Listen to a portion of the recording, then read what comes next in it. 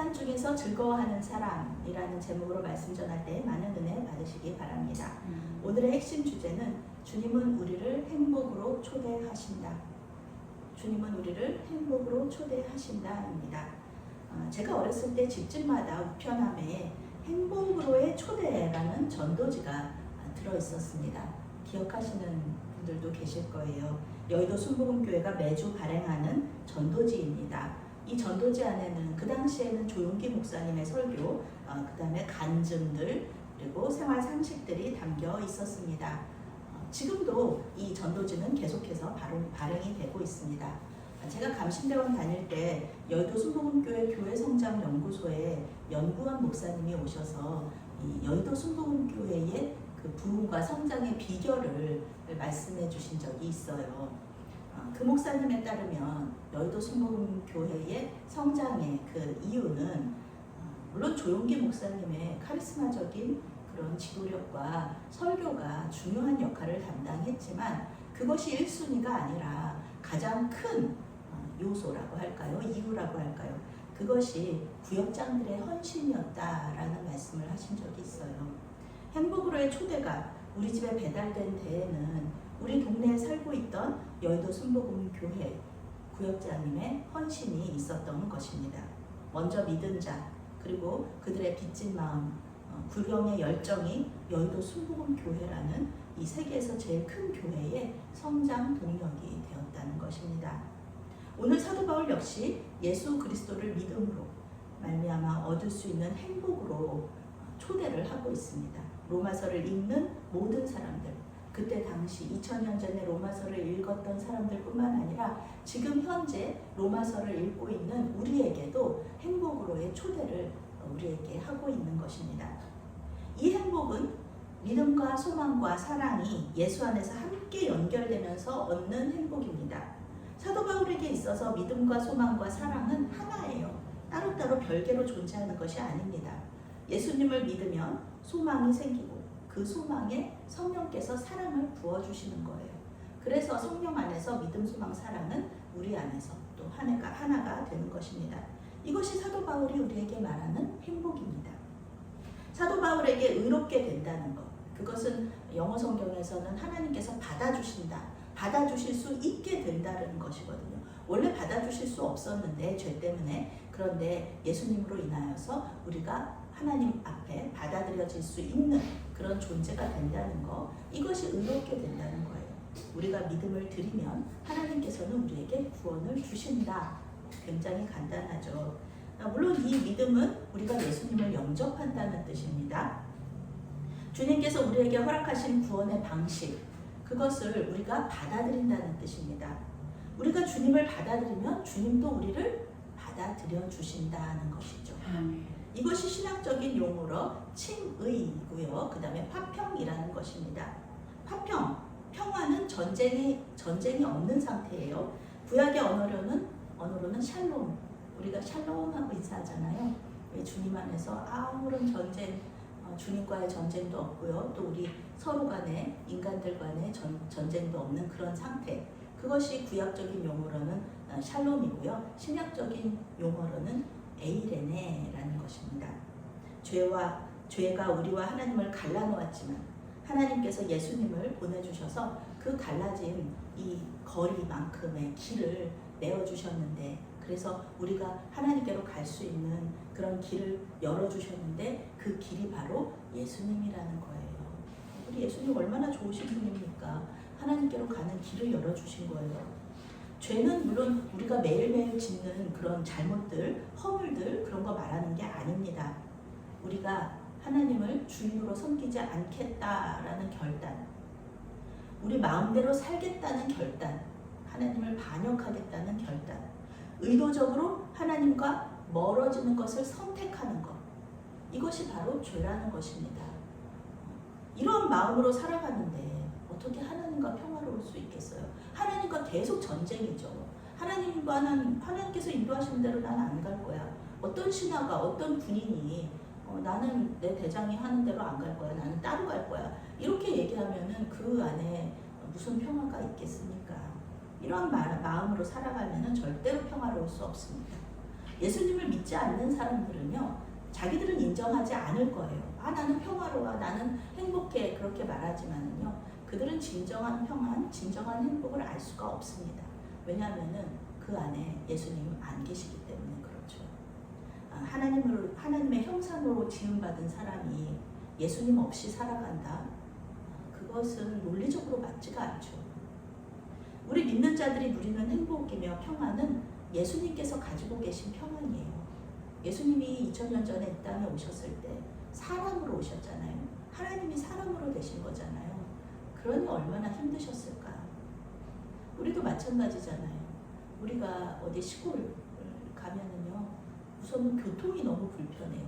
서울 살다가 시골 가서 살면은요, 차가 없으면 못 산다고 하잖아요. 우리는 뭐 5분마다 10분마다 버스가 오잖아요. 대중교통이 너무 잘 돼 있고.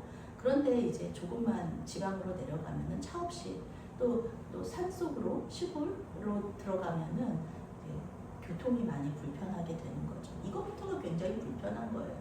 하나님이 사람이 되셨으니까 얼마나 불편하고 힘드셨을까. 그런데 예수님은 평안하셨다는 거예요.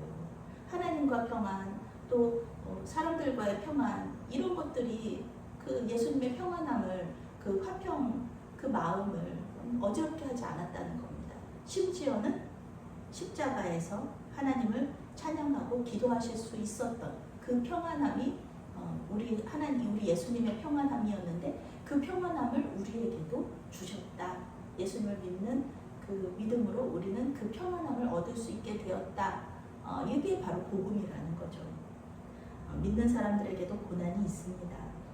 그런데요, 그 고난은요, 우리를 그냥 괴롭게 하고 평안을 깨트리고 그러는 고난이 아니라 하나님께서 그것을 허락하신 그 뜻이 있다는 것을 믿으시기를 바랍니다. 하나님은 그 고난을 통하여서 우리를 연단하시는 거예요. 우리의 믿음이 그 고난 때문에 사라지지는 않습니다. 만약에 고난, 연단, 박해 이런 것 때문에 우리가 평안함을 잃었다면은 기독교는 지금까지 2000년 동안 살아남을 수가 없었을 것입니다. 로마의 그 박해 속에서, 그 힘든 박해 속에서, 말로 표현할 수 없는 그런 박해 속에서 기독교는 사라지고 말았을 것입니다. 영육은 고통당할 수 있어요. 그렇지만 그 동안에도, 그 순간에도 우리는 하나님과 화평을 누릴 수 있습니다. 그것이 행복이다라고 오늘 사도 바울은 성경 로마서를 통해서 말하고 있는 거예요. 사도 바울은 반복법을 쓰면서 중요한 개념을 강조합니다. 믿음으로 의롭게 되었다는 것, 그리스도를 통해서 평화를 누린다는 것, 예수님을 통해서 이 은혜에 들어가게 되었다는 것. 세 말이 다 똑같은 말이에요. 예수님을 믿으면 구원을 받는다는 겁니다. 아주 간단하지만 강력한 우리 복음의 메시지입니다. 또 우리가 전도할 때 이 말을 하는 거고요. 영어 성경은 예수께서 우리를 분수에 넘치는 하나님의 은혜 속으로 들어가게 하셨다, 이렇게 번역하고 있습니다. 받을 자격이 없는 사람한테 분수에 넘치는 큰 은혜를 주셨다는 거예요. 이것을 우리에게 받게 하셨다는 겁니다. 사도 바울은 이 개념을 계속해서 뒤에 단락에서도 반복하고 있습니다. 하나님께서 우리에게 이런 분수에 맞지도 않는 은혜를 받게 하시는 그런 이유가 무엇일까요? 하나님의 영광을 바라고 즐거워하라고 이 은혜를 베푸셨다, 성경이 말하고 있습니다. 하나님의 영광을 바라고 즐거워하라. 소망이죠. 이건 소망. 영어 성경은 하나님의 영광을 공유한다, 이렇게 번역하고 있어요. 하나님의 영광 속에 존재하시잖아요. 우리 하나님과 함께 존재할 수 없는 사람이었어요. 하나님의 영광 속으로 들어갈 수 없는 사람이었는데, 이제 예수님을 믿음으로 말미암아 하나님의 영광 속으로 우리도 같이 들어가서 하나님께서 영광 받으실 때에 우리도 그 안에서 함께 영광을 누릴 수 있게 되었다라는 것이 놀라운 복음의 은혜라는 것입니다. 하나님의 영광 속으로 다시 들어가다니요. 우리가 어떻게 이렇게 된다는 것 자체가 정말 구원의 은혜입니다. 그래서 내가 구원받았는지 아닌지를 판별할 수 있는 기준은 뭐냐? 환난 중에서도 내가 즐거워하는가? 환난 중에서도 내가 하나님 바라보고 있는가? 이것을 볼 때 우리는 구원받았는지 아닌지를 판별할 수 있다는 것입니다. 환난 중에서 즐거워한다, 말이 안 되잖아요. 누가 고통을 즐깁니까? 그 고통을 즐거워한다는 말이 아닙니다. 또 고통을 무시한다? 이거 고통 아니야. 내가 어떻게 고통받고 있는데 고통 아니야 라고 말한다고 해가지고 고통을 무시한다고 해가지고 고통이 사라지게 되는 건 아니잖아요. 그건 아닙니다. 하나님께서 이 환난을 허락하신 뜻이 있음을 믿고 주님을 바라보면서 이 환난을 인내하면서 이 과정을 참으면서 겪어 나가는 것, 그것이 이 환난 중에서 즐거워한다는 뜻입니다. 환난은 우리에게 미래에 대한 소망을 줍니다. 환난은 인내를, 인내는 연단을, 연단은 소망을 이루어준다. 세번역 성경은 환난은 인내력을 낳고, 인내력은 단련된 인격을 낳고, 단련된 인격은 희망을 낳는다. 이렇게 번역하고 있습니다. 인내라는 것, 그것은 원어적인 의미로 어려움에 굴복하지 않고 맞설 수 있는 능력입니다. 조금만 어려움이 있으면 그냥 좀 예수님을 떠나고 교회 떠나고 그러는 사람들 있잖아요. 예수님 없어. 어떻게 예수님 있으면 이런 고난이 나에게 찾아와. 인내하지 못하는 사람들. 또 연단은요, 시험의 결과로 인정받았다는 뜻입니다. 인내하다 보면은요, 인격의 변화가 있어요. 이것은 예수님의 성품으로 변화된다는 것입니다. 예수님 없어 그리고 교회 떠나는 것이 아니고요. 예수님 없으신가 봐요. 예수님 계시면 어떻게 이러실 수가 있어요. 그러면서 예수님한테 계속 붙들어요. 예수님 계시다는 증거를 보여주세요. 이러면서 예수님 침묵하는데도 계속 붙들어요. 이 인내. 그러면 이게 연단이 되고 내 성품은 또 변화되고 결국은 예수님을 만나 주시거든요. 그 여인들 있잖아요. 예수님의 옷자락 붙들었던 여인, 예수님한테 계속 말씀드렸던 여인들, 또 아버지들, 어머니들 다 응답받잖아요. 이것이 환난의 유익이고요. 하나님께서 우리에게 환난을 허락하시는 뜻입니다. 하나님은 우리의 소망을 이루어 주시고 성령을 통해서 하나님의 사랑을 우리에게 부어 주신다는 거예요.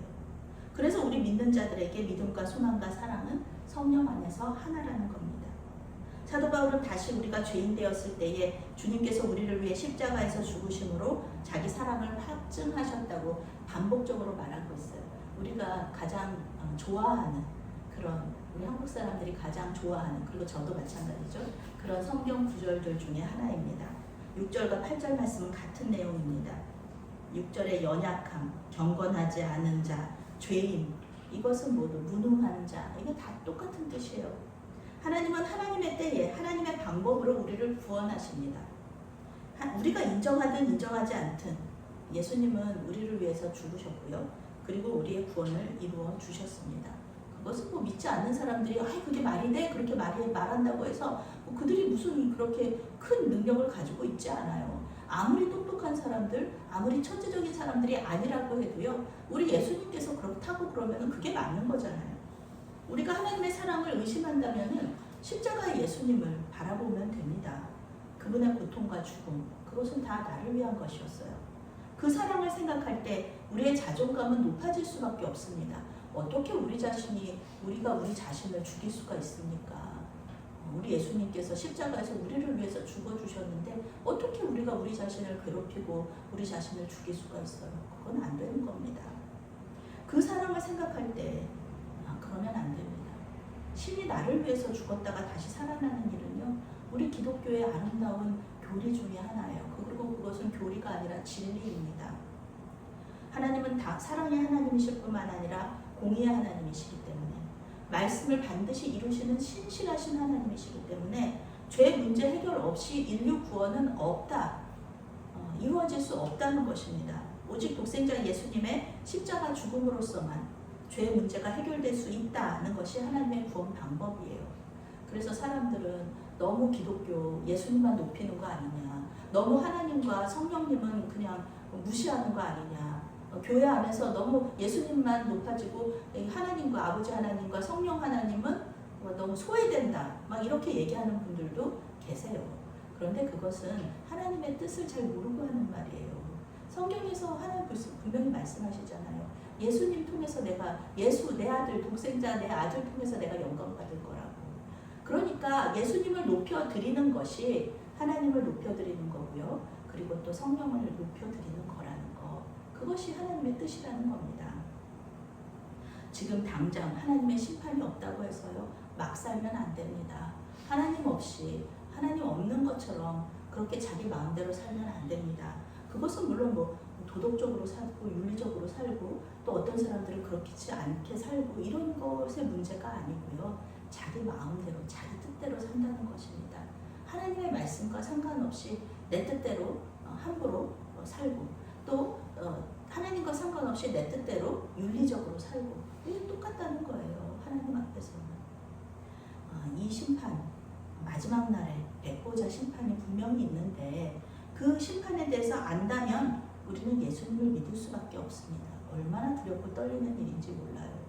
사도 바울이 로마 교회 성도들에게 반복해서 말하는 것 바로 구원받은 믿음을 굳게 지키고 또 그 은혜 안에서 기뻐하라는 것입니다.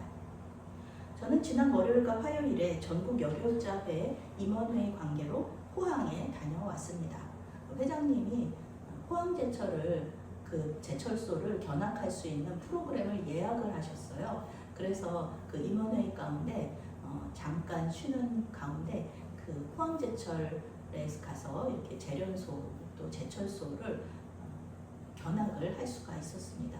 그 안은 너무너무 더워요. 그런데요, 그 고로라고 하거든요.